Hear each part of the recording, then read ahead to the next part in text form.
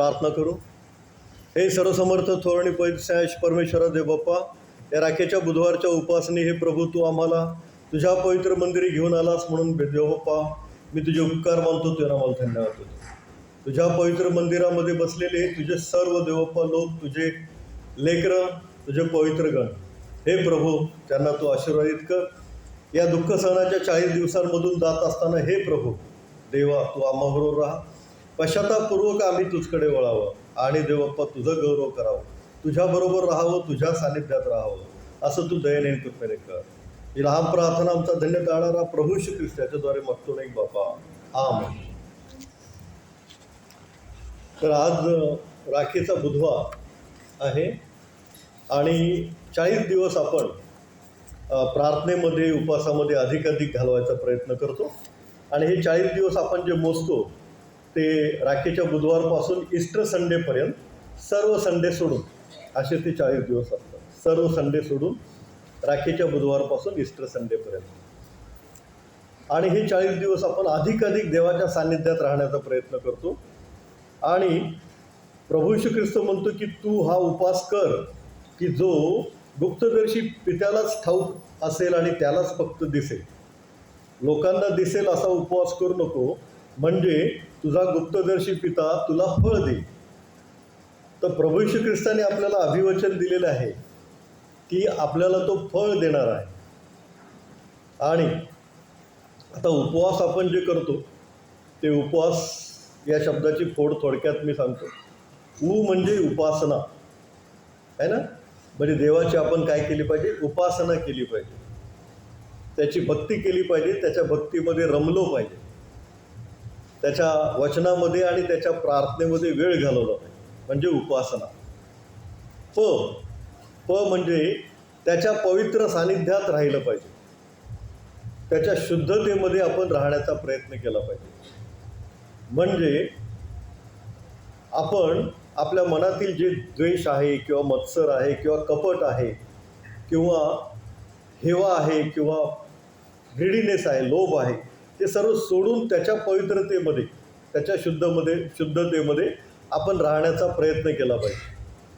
तिसरं असं आहे की उपवास. म्हणजे त्याचा वास, म्हणजे वस्ती आपल्यामध्ये होऊ द्या. आपलं शरीर हे देवाचं मंदिर आहे, पहिले करंती 3:16 आपल्याला माहिती आहे. आणि आपल्या ठाई त्याचा आत्मा वास करतो, म्हणजे त्याची वस्ती आपल्यामध्ये तेव्हाच होईल जेव्हा आपण अधिक आणि अधिक त्याच्या सानिध्यात राहू, शुद्धतेमध्ये राहू, पवित्रतेमध्ये राहू. आणि शेवटचं जे आहे ते उपवास. म्हणजे समृद्धी. तो आपल्याला शारीरिक आणि आत्मिक समृद्धी देतो. Praise the Lord. जर आपण त्याच्या सानिध्यात राहिलो, त्याच्या शुद्धतेमध्ये राहिलो, उपासनेमध्ये राहिलो, त्याची वस्ती आम्हामध्ये झाली, तर तो आम्हाला शारीरिक आणि आत्मिक समृद्धी देतो. शरीराने पण आपण सुदृढ असतो आणि आत्म्याने पण आपण बळकट असतो. म्हणजे आपण सैतानाला किंवा सैतानाच्या दुष्टकृत्यांना किंवा अशुद्ध शक्तींना घाबरतच नाही. म्हणजे आत्म्याने आपण काय होतो, बलवान होतो. संत पौल म्हणतात मी मुष्टियुद्ध करतो, नाही का, सैतानाबरोबर मी मुष्टियुद्ध करतो. म्हणजे मी असं हवेत मुष्टी मारत नाही, हवेत ठोसा मारत नाही. तर आपलं युद्ध हे अंधकारातील शक्तींबरोबर आहे. त्या शक्तींबरोबर आपल्याला रोज आणि रोज युद्ध करायचं असतं. आणि ते युद्ध करण्यासाठी आपला आत्मा पण बलवान पाहिजे. आणि जर आपण देवाच्या उपासनेमध्ये असलो, म्हणजे उपासना, देवाच्या पवित्र सानिध्यात असलो, म्हणजे पवित्र सानिध्य, म्हणजे देवाची वस्ती आपल्यामध्ये असेल, वास आपल्यामध्ये असेल, तर आपलं शरीर आणि आपला आत्मा दोन्ही काय होतात, समृद्ध होतात. देवाची स्तुती असते. तर हा लेंट हा शब्द आहे. लेंट इंग्लिशमध्ये जर बघितलं तर उधार, उसनवार. हे जीवन जे आहे, तू माती आहेस आणि पूर्वत मातीच मिळशील. देवाची स्तुती असो. उधार उसनवार मिळालेलं जीवन आहे. आणि उपदेशक म्हणतो 12वा अध्याय 7व्या वचनामध्ये की माती पूर्वत मातीच मिळेल, परंतु देवाने दिलेला आत्मा देवाकडे परत जाईल.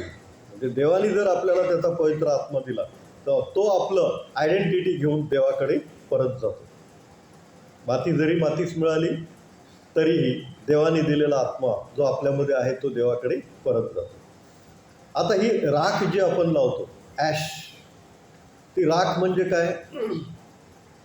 ते दर्शवतं की मी पापी आहे. आणि त्या राखेचा आपण क्रॉस करतो, ते दर्शवतं की आम्हाला एक सेवियर आहे, तारणारा आहे. राख म्हणजे येस वी आर सिनर्स, हो लॉर्ड, होय प्रभू आम्ही पापी आहोत. आणि त्या राखेचा क्रॉस आपण करतो, त्याचा अर्थ आहे की हो वी हॅव सेवियर, आम्हाला कोण आहे? एक तारणारा आहे, आम्हाला एक आशा आहे. जरी आम्ही पापी असलो तरी त्याचं पवित्र आणि शुद्ध रक्त आम्हाला आमच्या सर्व पापांपासून शुद्ध करण्यास समर्थ आहे. है ना? इतकं गाणं सुंदर गायलं त्या युथ ग्रुपच्या दिवशी, यहोवा राजा आहे ना, हां, वही सर्वशक्तिमान, है ना, त्याच्यापुढे कोणच राजा नाही, है ना. इतकं सुंदर गाणं आहे ते. युगोंसी युगोतक, म्हणजे युगांपासून युगांपर्यंत तोच राजा आहे, तोच बादशाह आहे, तोच प्रतापी परमेश्वर आहे. इतका त्याचा सुंदर अर्थ आहे, काय बोलायची सोय नाही. मग त्याच्यापुढं सगळं, बाकीचं सगळं झिरो आहे आणि फिक्का आहे, नाही का. बाकीचं काहीही असू दे या जगामध्ये, तो जर युगायुग परमेश्वर आहे तर त्याच्यापुढे दुसरं कुठलंही काही असू दे, ते सगळं काय आहे? शून्य आहे त्याच्यापुढे. इतका तो महान प्रतापी परमेश्वर आहे आणि त्याची आपण लेकरं आहोत. योहान शुभवर्तमान 1 अध्याय 12 वचनामध्ये दिलेला आहे, जितक्यांनी त्याच्यावर विश्वास ठेवला तितक्यांना त्यांनी त्याची लेकरं होण्याचा अधिकार दिला. वाचा आपण योहान 1:12.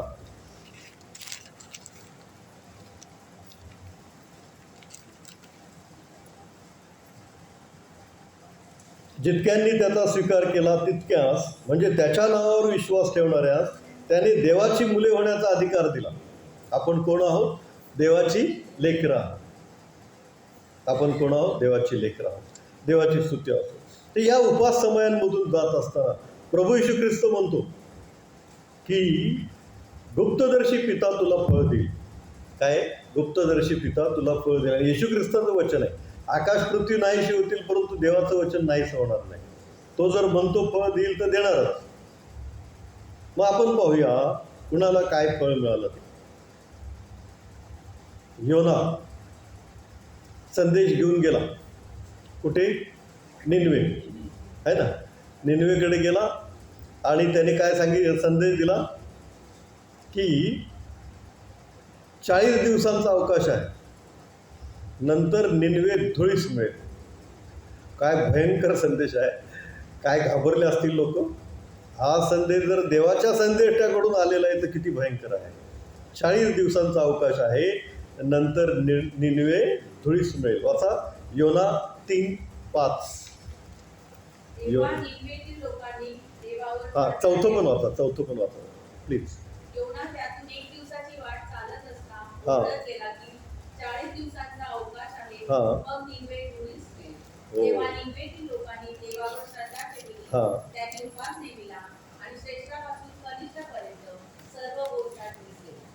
Praise Lord. पहा,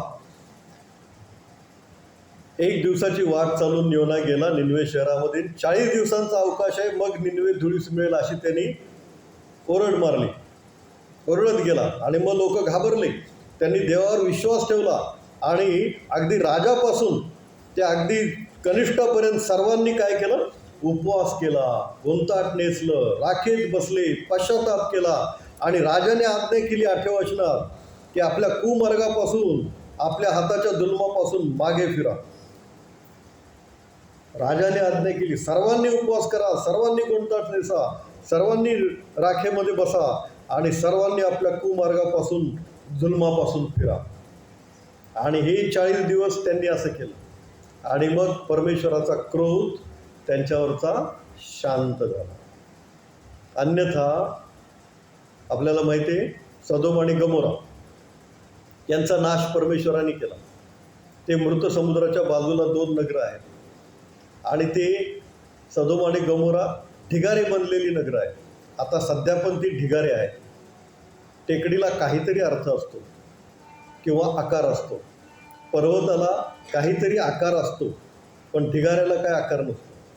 तसे हे सदोम आणि गमोराचे ढिगारे आहेत. ढिगारे कुठे? मृत समुद्राच्या बाजूला.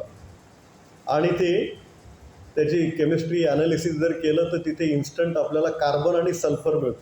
कार्बन म्हणजे जळलेला कार्बन, तेव्हा राख होते तेव्हा कार्बन शिल्लक राहतो. आणि सल्फर म्हणजे गंधक, देवाने गंधकाद्वारे त्या नाश केलेला आहे. आणि आपल्याला आश्चर्य वाटेल की कार्बनची राख आहे ना उडून जाईल ना, तर ती उडून नाही गेली का, तर ती वितळलेल्या गंधकाबरोबर आहे. म्हणजे ते पुरावे पण ठेवलेत देवबापाने. हो, सदोम आणि गमोराचा परमेश्वराने जो नाश केला तो आजही पुरावा आहे. लोटची बायको मिठाचा खांब झाली, ती पण उभी आहे, आजही तो पुरावा. त्यात सदोम आणि गमोरामध्ये देव सत्य आहे. आणि तो येशू ख्रिस्त जो सत्य आहे तो आपल्याला बोलतो की तुम्ही गुप्तदर्शी पित्याचा उपवास केला, प्रार्थना केली, तर त्याचं प्रतिफळ परमेश्वर देईल. आणि मग आपण बघतो निनवे शहरामध्ये काय झालं. परमेश्वरांनी प्रतिफळ दिलं, त्या सर्वांना त्यांच्या पापांची क्षमा केली आणि निनवे शहराचा नाश झाला नाही. देवाची स्तुती असो. कोणतरी एक संदेष्टा येतो, कोणतरी तो देवाचा संदेश देऊन जातो. संदेष्टाला महत्त्व नाही, महत्त्व आहे ते देवाच्या संदेशाला. महत्त्व आहे ते देवाच्या संदेशाला, महत्त्व आहे तो संदेश ऐकून देवाकडे वळणाऱ्याला. देवाची स्तुती असो. परमेश्वर गाढवाद्वारे पण बोलतो आणि बोललेला आहे, नाही का. बलाम आणि बलाक या स्टोरीमध्ये आपण पाहिलेलं आहे. त्यातला राजा कोण होता, बलाम की बलाक? राजा बलाक होता, बलाक. आणि संदेष्टा होता बलाम, नाही का. तर गाढवी त्या परमेश्वराचं वचन जे आहे ते गाढवी पण बोलली बलामाबरोबर. तर परमेश्वर त्याच्या संदेष्टाद्वारे निरोप पाठवतो, परंतु तो ऐकणारा, पश्चाताप करणारा तो पण महत्त्वाचा आहे देवाच्या दृष्टीने. कारण कुणाचाही नाश होऊ नये अशी काय आहे, परमेश्वराची इच्छा आहे. देवाची स्तुती असेल. योनाचं उदाहरण आपण पाहिलं. आता आपण मोशेचं उदाहरण पाहूया. मोशे, निर्गमचं पुस्तक 34वा अध्याय आणि 28वं वचन काढूया आपण. निर्गम 34:28.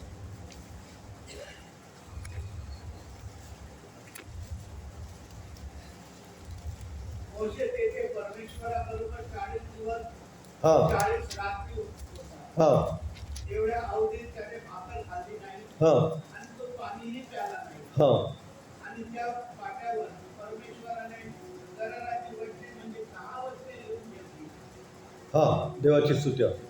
निर्गम 34वा अध्याय 28वं वचन. मोशे परमेश्वराच्या सानिध्यात किती दिवस होता? 40 दिवस व 40 रात्र. आणि तेवढ्या अवधीत त्याने अन्नाचं सेवन केलं नाही.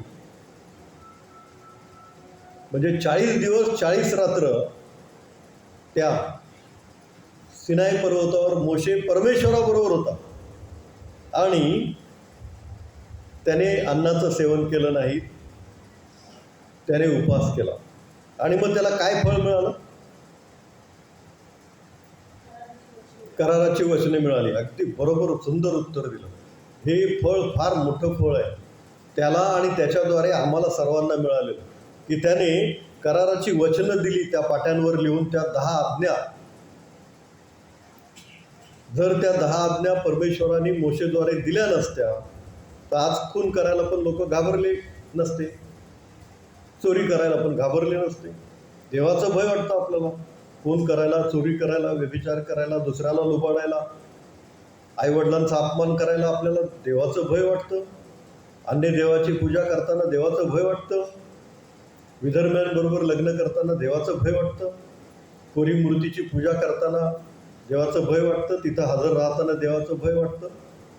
ह्या आज्ञा देवाने दिल्या म्हणून आपण कितीतरी सुखी आहोत, कितीतरी आनंदात आहोत आणि कितीतरी शांतिमय जीवन आपण जगतो. देवाची स्तुती असते. जर असंच कोण पण कुणाला पण मारा सुटलं असतं तर काय झालं असतं. ज्यांना ह्या 10 आज्ञा नाहीत. आजची न्यूज बघा, एका 33 वर्षाच्या मुलाने त्याच्या आईला, 60 वर्षाच्या आईला ठार मारलं, का तर पैसे देत नाही म्हणून. आजची न्यूज आहे, महाराष्ट्र टाइम्सला मी वाचली. गोष्ट अशी आहे की ज्यांना येशू ख्रिस्ताचं, देवाचं, परमेश्वराचं भय नाही ते कशीही वागतात. पण आम्हाला आमचा देव आहे, जो देव आमचा आहे तो जिवंत आहे आणि त्याने ह्या कराराच्या पाट्या आम्हाला दिलेल्या आहेत, त्या आजही आहेत आणि त्या आजही आज्ञा आमच्याबरोबर आहेत आणि ते आम्ही पाळण्याचा प्रयत्न करतो आणि रोज आम्ही आमचं काय करतो, तारण नवीन करतो. मग मी तुम्हाला काय सांगितलं, स ना, शेवटचा स म्हणजे काय सांगितलं होतं? अरे वा, very good, praise the Lord. परमेश्वर तुम्हाला अधिक आशीर्वाद देव. स म्हणजे समृद्धी, शारीरिक समृद्धी, आत्मिक समृद्धी. येस, त्या मोशेला शारीरिक समृद्धी पण मिळाली. तो अगदी पुऱ्या वयाचा झाला आणि मग देवाच्या इच्छेनेच तो मेला. पण त्याच्या आधी एक शारीरिक समृद्धी मिळाली, म्हणजे त्याचा चेहरा कसा झाला होता, प्रकाशमान. लोक त्याच्याबरोबर बोलायला घाबरायचे त्याचा प्रकाश बघून. आणि मग तो लोकांशी बोलताना आपल्या चेहऱ्यावर काय करायचा, आच्छादन घालायचा, कपड्याने ते चेहरा झाकायचा आणि बोलायचा. लोक घाबरायचे त्याच्या चेहऱ्याकडे बघायला, इतका त्याचा चेहरा तेजस्वी प्रकाशमान दिसायचा. का तर देवाच्या सानिध्यात राहून तो आला होता, नाही का. देवाची स्तुती असते. म्हणजे समृद्धी जी आहे ती शारीरिक आणि आत्मिक आपल्याला दोन्ही मिळते. आणि आत्मिक समृद्धी पण मोशेला तर होतीच, की तो देवाबरोबर बोलायचा आणि देवाचा निरोप जो आहे तो लोकांना सांगायचा. देवाची स्तुती असो. तर या मोशेने 40 दिवस 40 रात्र उपवास केला. येशू ख्रिस्त म्हणतो तुम्हाला त्याचं प्रतिफळ परमेश्वर पिता देईल. आणि परमेश्वराने त्या निनवेतल्या लोकांना पण दिलं. परमेश्वराने या मोशेला पण त्याचं प्रतिफळ दिलं. आम्हालाही तो देईल. मी काही वर्षांपूर्वी असं ठरवलं, मला उपवास जमत नाही, पण मी असं ठरवलं, कामाच्या व्यापामध्ये तो जमत नाही, मी असं ठरवलं की आपण उपवास करायचा. क्लासेस वगैरे घ्यायला लागायचे. सकाळी 7 ते रात्री 9:30 पर्यंत कंटिन्यू बिझी असायचं शेड्यूल. आणि त्यामुळं मी असं ठरवलं की आपण उपवास करायचा. हे 40 दिवस उपवासामध्ये घालवायचे. पण दिवसभर काही खायचं नाही, पाणी प्यायचं, रात्री जेवायचं. आणि दुसरी गोष्ट पण ठरवली की बायबल अख्खं वाचून काढायचं त्याच 40 दिवसांमध्ये. आणि मग ठरवलं मग मी उपवास सुरू केले आणि प्रार्थना सुरू केल्या. आणि दिवसभर काम असायचं, रात्रभर बायबल वाचायचं. का तर 40 दिवसात पूर्ण झालं पाहिजे आणि जेव्हा वेळ मिळेल तेव्हा ते वाचायचं. आणि 40 दिवसात मी ते पूर्ण करत आलो. मध्ये असं झालं की मी आमच्या घरात कोचवर बसलो होतो आणि मला दृष्टांत झाला. आता दृष्टांत म्हणजे काय? दृष्टांत म्हणजे आपण जागा असताना, जसं तुम्ही जागा आहे आणि मला बघताय, मी जागा आहे आणि तुम्हाला बघतोय, तसा दृष्टांत म्हणजे जागा असताना आपल्याला काहीतरी दिसतं समोर. आणि ते मी पाहिलं. तर काय पाहिलं तुम्हाला सांगतो. एक पांढरी शुभ्र कपडे घातलेला माणूस, पांढरी शुभ्र दाढी, पांढरे शुभ्र केस आणि थोडा जाड आहे, हेल्दी आहे, एकदम चांगला हेल्दी आहे. तो माणूस झोपलाय. कोण आहे मला माहीत नाही. एक जाड पांढरे शुभ्र कपडे, सदरा आणि लुंगी घातलेला माणूस, पांढरे शुभ्र केस, आणि तो झोपलाय. समोर मी बघतोय. आणि परमेश्वर त्याला एक दृष्टांत दाखवत आहे. त्या झोपलेल्या माणसाला एक क्रॉस दिसतोय, म्हणजे मी तो क्रॉस पण बघतो, वधस्तंभ. त्या वधस्तंभावर एक माणूस आहे. तो वधस्तंभावर खिळ्यांनी लटकवलेला आहे आणि चेहरा दिसत नाही. चेहरा एकदम प्रकाशमान आहे, म्हणजे तिथं लाईट लावल्यासारखं आहे, व्हाईट लाईट, एकदम तेजस्वी. मग थोडा वेळ झाल्यानंतर तो व्हाईट लाईट हळूहळू कमी झाला आणि मला चेहरा दिसायला लागला. आपण चित्रामध्ये बघतो तसा येशू ख्रिस्तासारखा तो चेहरा होता. पण केस असे मधून दुभागलेले नव्हते, तर असे वरून घेतलेले होते. खांद्यावर रोळणारे नव्हते, तर कानापर्यंतच होते. मानेवर कानापर्यंत आले होते. चेहरा रक्तबंबाळ झाला होता. हातापायात खिळे होते. आणि मी बोललो की हा झोपलेला माणूस कोण आणि हा वधस्तंभावर आहे हा तरी कोण, मला कोण सांगणार. तर मी आवाज ऐकला की प्रभू श्री ख्रिस्ताचं वधस्तंभावरचं मरण हे इतक्या आधी ठरलं होतं की त्याचं दर्शन परमेश्वराने अब्राहमाला दिलं. मी काय ऐकलं बघा,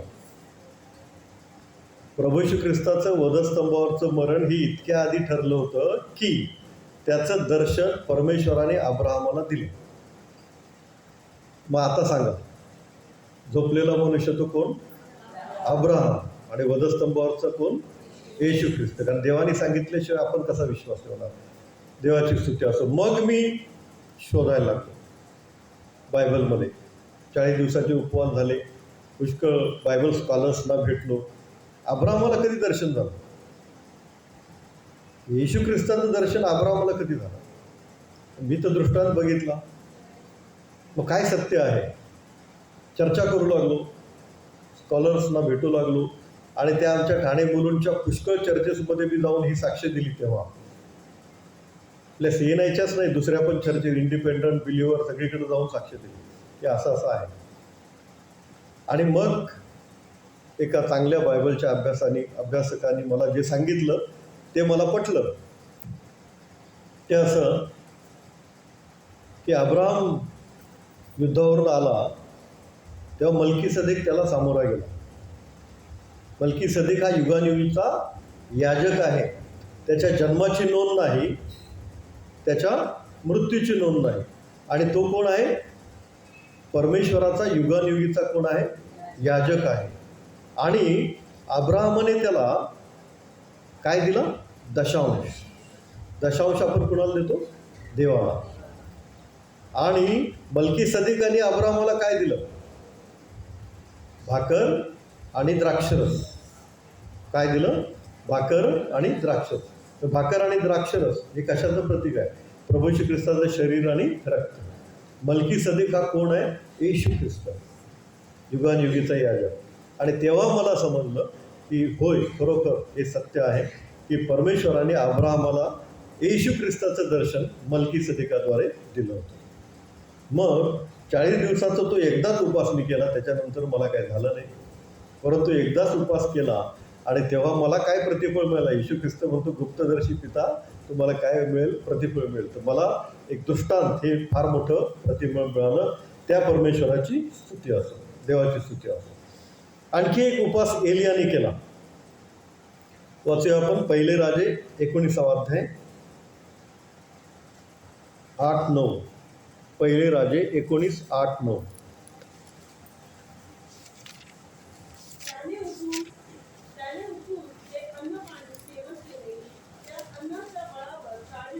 हां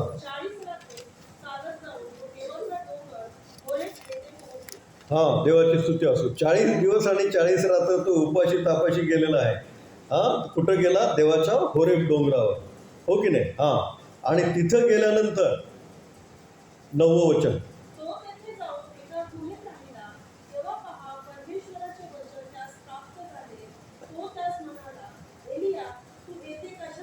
हां, पहा, म्हणजे काय प्रतिफळ मिळालं त्याला? देवाचं वचन प्राप्त झालं. देव बोलला त्याच्याशी, एलिया तू इथं कशासाठी आलास? मग तो म्हणाला, सेनाधीश देव परमेश्वर, याविषयी मी फार ईर्ष्यायुक्त झालो आहे, कारण इस्रायल लोकांनी तुझा करार पाळण्याची सोडली, तुझ्या वेद्या मोडून टाकल्या, तुझे संदेष्टे तरवारीने वधले, मीच काय तो एकटा उरलो आहे आणि आता ते माझाही जीव घेऊ पाहत आहे. म्हणजे या परिस्थितीमध्ये अहाब राजा आणि इजबेल राणी यांनी फार देवाच्या सेवकांवर मारणे वगैरे हे चालू केलं होतं, देवाच्या संदेष्ट्यांचं, सेवकांचं. आणि त्यामुळं एलिया 40 दिवस 40 रात्र उपवास केल्यानंतर काय झालेलं आहे? परमेश्वराचं वचन त्याला प्राप्त झालेलं आहे. आणि नंतर त्याचं प्रतिफळ त्याला काय मिळालं ते आपण पाहूया. 2 राजे 2 अध्याय 11 वचन. 2 राजे 2 अध्याय 11 वचन.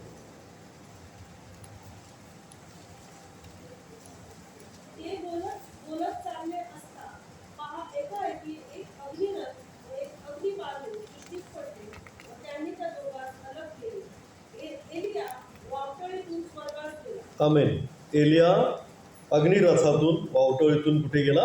स्वर्गात गेला. हे त्याचं प्रतिफळ आहे.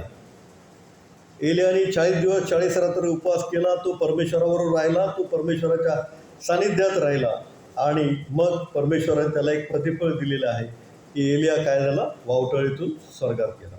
हे येशू ख्रिस्ताचं वचन आहे. एकाच वचनावर आपण मनन करत आहोत की गुप्तदर्शी पिता तुम्हाला त्याचं प्रतिफळ देईल जर तुम्ही त्याचा उपवास केला तर, गुप्त उपवास केला तर. म्हणजे त्याचं चिंतन, त्याचं मनन, त्याच्या वचनाच्या शुद्धतेत, पवित्रतेत आपण राहिलो तर आपला स्वर्गीय पिता काय करेल?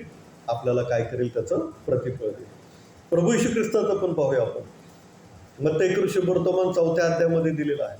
त्यांनी 40 दिवस आणि 40 रात्र उपवास केला.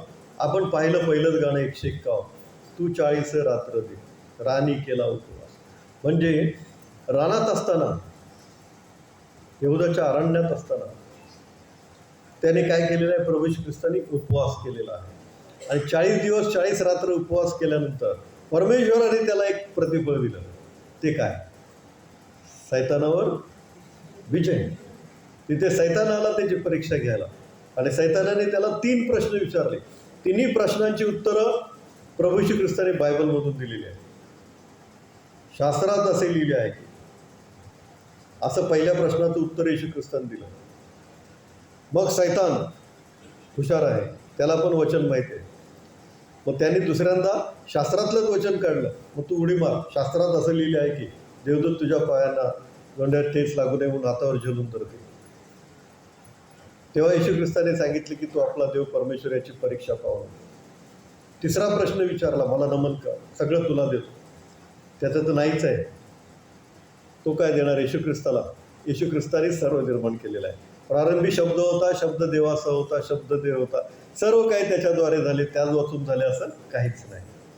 सगळं त्यांनी बनवले. तो सैतान काय येशू ख्रिस्ताला देणार? म्हणून प्रभू येशू ख्रिस्ताने त्याला सांगितलं की शास्त्रात असं लिहिलं आहे की तो आपला देव परमेश्वर केवळ यालाच नमन कर. म्हणजे तिन्ही वेळेला येशू ख्रिस्ताने शास्त्राचा आधार घेतला. सैतानाने मात्र फक्त एकदाच आधार घेतलेला आहे. त्यामुळं जेव्हा वचन आपल्याकडं असतं तेव्हा येशू ख्रिस्त आपल्याकडं असतो आणि आपण मग सैतानावर विजय मिळवू शकतो. तर प्रतिफळ परमेश्वर देतो म्हटलं की देणारच. या उपवास प्रार्थनाच्या दिवसांमधून जात असताना आपण उपवास करतो, प्रार्थना करतो, पश्चाताप करतो, देवाकडे वळतो आणि काही गोष्टी ठरवतो. आज सकाळच्या संदेशामध्ये मी सांगितलं की नवऱ्याने बायकोवर सुद्धा रागवू नये. देवाला नाही आवडत, ते दुर्भाषण आहे. मुलांनी आईवडिलांवर रागावून बोलू नये, आवाज चढवून पण बोलू नये, ते दुर्भाषण आहे, देवाला नाही आवडत. म्हणून या काही गोष्टी ज्या सांगितल्या जातात त्याचं चिंतन आणि मनन करून आपलं मन त्याच्याबद्दल तयार करायचं की हो मी रागावणार नाही, हो मी शांत राहण्याचा प्रयत्न करेन, हो मी दुर्भाषण करणार नाही, हो मी पश्चातापपूर्वक परमेश्वराची प्रार्थना करेन, हो मी त्याच्या पवित्रतेत शुद्धतेत राहीन, हो मी त्याच्या उपासनेमध्ये राहीन, हो त्याची वस्ती मनमध्ये होऊ देण्याचा प्रयत्न करेन आणि मग परमेश्वर मला शारीरिक आणि आत्मिक समृद्धी देईल. आमेन. आपण प्रार्थना करूया. हे सर्वसमर्थ बाप्पा, या उपवास समयांमधून जात असताना आम्ही अधिक तुझ्या सानिध्यात राहावं अशासाठी की देव बाप्पा आमच्या पापांची तू क्षमा करावी आणि तू आम्हाला शारीरिक आणि आत्मिक समृद्धी द्यावी. तुझं स्वर्गीय प्रतिफळ तू आम्हाला द्यावं. तुझ्या वचनाद्वारे तू आमच्याशी बोलावं आणि तुझं गौरव तू आम्हाला करून घ्यावं. असं होऊ दे. आमचा धन्य तारणारा प्रभू श्री ख्रिस्त याच्याद्वारे मागतो नाही बाप्पा. आमेन.